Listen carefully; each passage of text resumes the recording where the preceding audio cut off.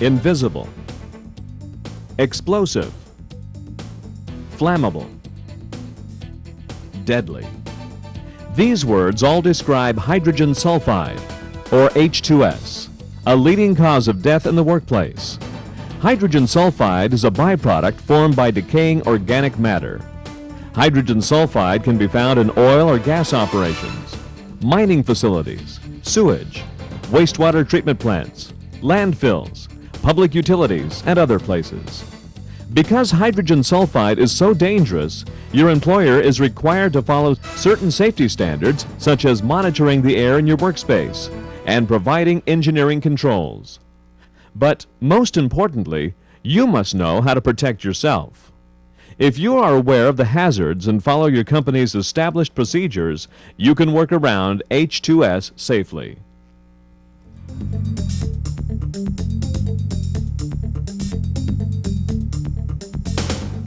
What exactly is hydrogen sulfide? It's a highly toxic, colorless gas whose molecules consist of two hydrogen atoms bonded to a single atom of sulfur. This molecule poses a direct threat to your life and health if not treated with the proper respect and personal protective equipment. H2S has an offensive odor similar to that of rotten eggs at low concentrations. That's why it's often referred to as sour gas, stink gas, or sour damp. Hydrogen sulfide rapidly deadens your sense of smell, so your nose is a poor first line of defense. Don't rely on your nose to alert you to the presence of H2S. Because of its rapid action, hydrogen sulfide is considered one of the most dangerous industrial gases. H2S is also highly flammable. It has a flash point of 500 degrees Fahrenheit, meaning it will catch fire and burn at any temperature at or above 500 degrees if conditions are right. 500 degrees is lower than you might think when you consider that the end of a cigarette burns at approximately 1400 degrees. That's why smoking is prohibited in or near any area where there's a possibility of H2S. An oxygen acetylene torch burns at approximately 1200 degrees Fahrenheit. Therefore, if any welding or cutting operation must be done, a hot work permit must be obtained before work begins. H2S is water-soluble. The gas may be present in water and will stay mixed with the water until the water is agitated, then it's released into the air. H2S is also highly corrosive to certain metals and can cause a buildup of iron sulfide scale inside the pipe. When the moisture is removed from this compound, it can spontaneously combust and burn on its own. Prolonged contact with H2S may corrode and weaken metal pipes, resulting in a major H2S leak and/or exposure incidents. H2S is recoverable from natural gas and petroleum refining operations and is converted into sulfuric acid or high-quality sulfur. It is also disposed of by burning in flares. When burned, it produces another poisonous gas, sulfur dioxide, or SO2. SO2 is toxic, irritating to the eyes, and can also cause serious injury or death. There are many different hazards associated with this poisonous gas. The main hazard is inhalation. Absorption of the material through the skin is not considered a significant hazard. Low levels of exposure may cause the following symptoms individually or in combinations, increasing with longer exposure: fatigue, eye irritation, headache, dizziness, excitement, coughing, drowsiness, nausea, pain in the nose, throat, and chest. Higher levels of exposure can intensify symptoms, and if the concentration is high enough, death can result. When a person breathes in H2S, it goes directly through the lungs and into the bloodstream. To protect itself, the body oxidizes or breaks down the H2S as rapidly as possible into a harmless compound. If the individual breathes in so much H2S that the body can't oxidize it all, the H2S builds up in the blood and the individual is poisoned. The nerve centers in the brain that control breathing are paralyzed. The lungs stop working and the person is asphyxiated. The way H2S affects you depends on the following factors: duration, or the length of time the individual is exposed; frequency, how often the person is exposed; intensity, how high a concentration the individual was exposed to; and individual susceptibility, or the person's physiological makeup. Studies have shown that symptoms of H2S exposure vary considerably because of individual physiological makeup. You cannot develop a tolerance for H2S. In fact, people who have been exposed to H2S in the past may be more susceptible than those with no history of exposure. Another factor to consider is alcohol. Of course, alcohol use is prohibited at your workplace, but individuals who have consumed alcohol within 24 hours of an H2S exposure have been overcome by unusually low concentrations. Alcohol and H2S do not mix. At 0.13 parts per million, there is a minimal perceptible odor. At 4.60 parts per million, there is an easily detectable moderate odor. At 10 parts per million, eye irritation begins. 10 parts per million is the permissible exposure limit established by OSHA. At 27 parts per million, there is a strong, unpleasant odor. At 100 parts per million, there is coughing, eye irritation, and a loss of smell after 2 to 15 minutes. At 200 to 300 parts per million, there is marked eye inflammation and respiratory tract irritation after 1 hour of exposure. At 500 to 700 parts per million, there will be rapid unconsciousness, cessation of breathing, and death. At 1,000 parts per million and above, the victim falls unconscious immediately and dies within a few minutes. The threshold limit value, or TLV, of H2S is 10 parts per million. The short-term exposure limit, or STEL, is 15 parts per million. The IDLH, or immediate danger to life and health of H2S, is 100 parts per million. The PEL, or permissible exposure limit, is 10 parts per million as established by OSHA.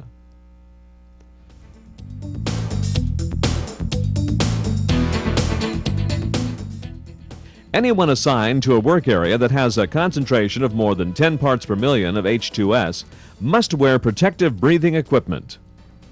The most common of these is self-contained breathing apparatus, or SCBA. If worn properly, this SCBA will protect the wearer from the potential dangers of H2S. If not worn properly, it does nothing at all. That is why you must be trained in proper respiratory protection procedures and know how to fit test your equipment properly. Sideburns below the ear, beards and mustaches extending below the lower lip will prevent the wearer from achieving a proper seal. Eyeglasses also prevent a good seal. And of course, contact lenses should never be worn in any industrial environment. Air supply apparatus connect the worker by way of a hose to a fresh air supply. Regardless of what type of protection you use, you can't afford not to know how to use it properly. If you have questions about your equipment or your ability to wear it safely, please ask your supervisor.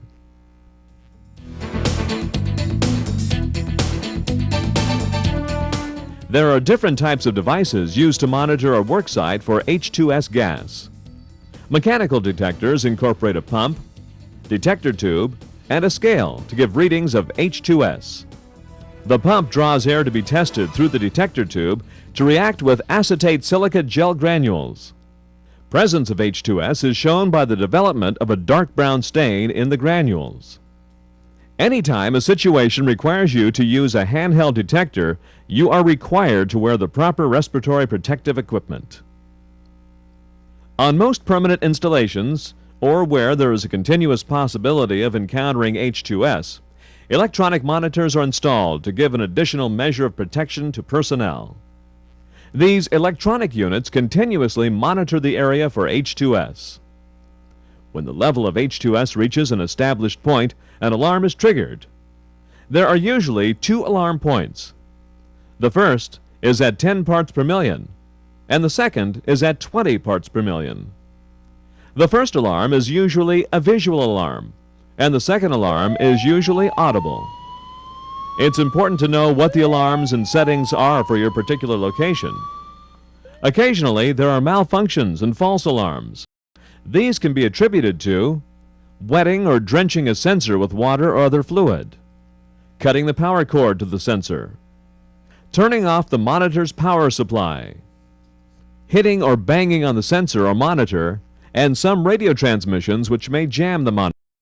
However, every alarm should be treated as the real thing until proven otherwise by qualified personnel.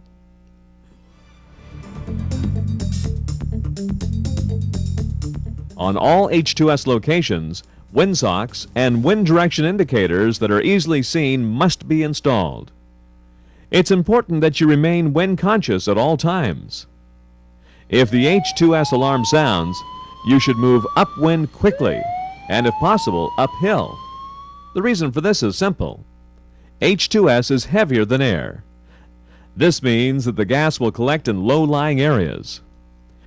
Unless the H2S is dispersed, it will remain concentrated, so move away from any low-lying area and upwind in the event of an alarm.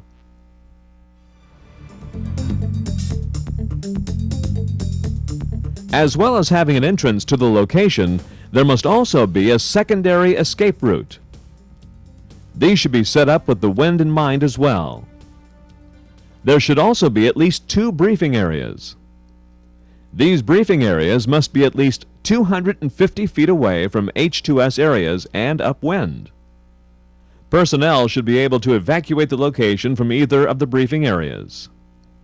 These briefing areas should have a sign prominently displayed so they can be seen from anywhere on the location. These briefing areas are also used as refill stations for SCBA. In the event of an alarm, all personnel must report to this designated briefing area. All non-essential personnel will be evacuated at this time.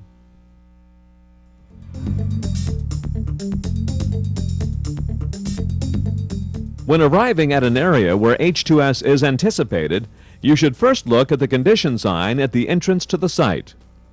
There are 3 different stages of condition denoted by colored flags. Stage 1 is noted by a green flag, meaning normal operations. Stage 2 has a yellow flag, denoting potential danger. This means there is a possibility of encountering H2S, or it has already been detected in small quantities.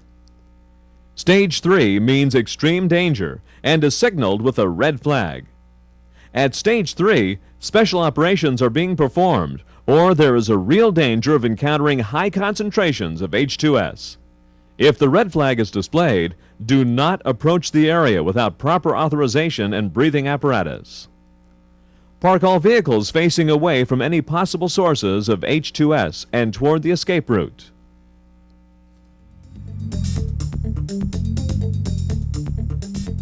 Whenever possible, employees should use the buddy system when in H2S areas. You'll be assigned a buddy before you begin work.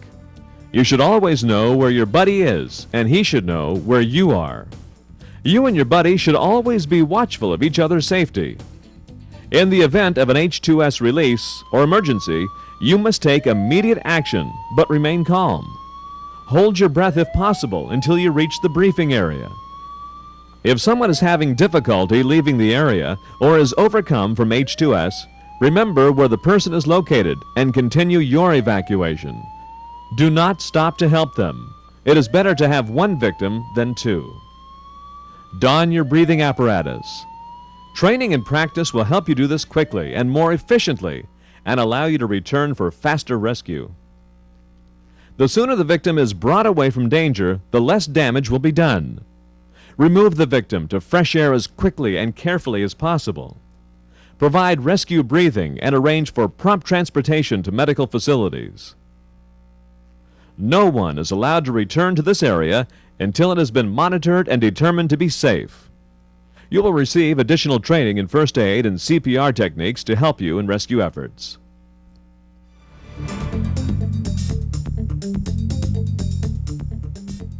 At any location with the possibility of an H2S exposure, a contingency plan must be drafted for use in emergencies. A copy of this plan must be on location and available to all personnel. The contingency plan must contain general information and physiological responses to H2S and SO2 exposure. Safety procedures, equipment, training, and smoking rules. Procedures for normal operations, potential danger, and extreme danger. Responsibility of personnel for each operating condition. Designation of briefing areas and escape routes. Evacuation plans. Agencies to be contacted in the event of an emergency. Telephone numbers and addresses of medical personnel and facilities. A list of all residents within a 2-mile radius of the location. A layout of the location and local maps. All personnel should read and become familiar with the information contained in the contingency plan. That's a lot of information, but it's vital to your safety and the safety of others that you are familiar with, and understand this information when working around H2S. Yes, H2S is invisible, explosive, and flammable, but it doesn't have to be deadly. A high-level H2S exposure can be fatal, but by taking your training seriously and realizing the risk involved, you can work safely around this deadly gas. Take the necessary steps to ensure your safety every day. Make sure your respiratory protective equipment is functioning properly and that you know how to fit test this equipment. Pay attention to wind direction and alarms, and know the location of briefing areas and escape routes. Make note of the condition signs before you begin work. Read the contingency plan so that you can be prepared in the event of an emergency. But remember, all the policies and procedures in the world can do nothing to protect you if you don't follow them to the letter. Do your part for worksite safety. Learn all you can about H2S and its potential dangers.